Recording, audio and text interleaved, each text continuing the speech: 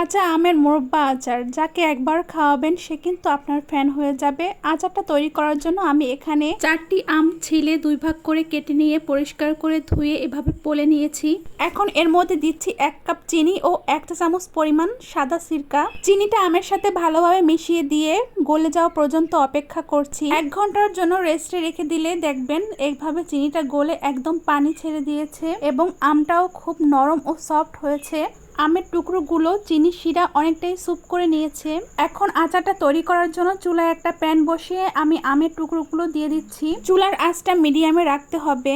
2 থেকে 3 মিনিট জাল করার পরেই দেখা যাবে যে চিনিগুলো গলেনি সেই চিনিগুলো গলে গেছে। এ পর্যায়ে আমি আমগুলো একটু উল্টে দিচ্ছি। সুন্দর একটা কালার দেখানোর জন্য আমি দিয়ে দিচ্ছি 1/2 চা চামচ পরিমাণ হলুদ গুঁড়ো। হলুদটা দিলে আচারের কালারটা আমার কাছে খুবই সুন্দর লাগে। এপাশ ওপাশ করে নেড়ে দিয়ে আমি আমগুলো ভালোভাবে সিদ্ধ করে নিচ্ছি।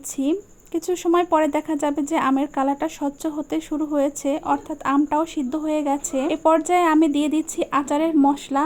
এই আচারের মশলার মধ্যে আমি 2টা শুকনো মরিচও গুঁড়ো করে দিয়েছি, তাই আমি আলাদা করে কোনো চিলি ফ্লেক্স দিচ্ছি না। 7 থেকে 8 মিনিট ধরে জাল করার পরে যখন শিরাটা ঘন হয়ে আসবে এ পর্যায়ে আমার আচারটাও তৈরি হয়ে যাবে। দেখুন আচারটা কতটা সুন্দর হয়েছে, দেখতে কিন্তু খুবই লোভনীয় হয়েছে, খেতেও আলহামদুলিল্লাহ খুবই মজার হয়েছে।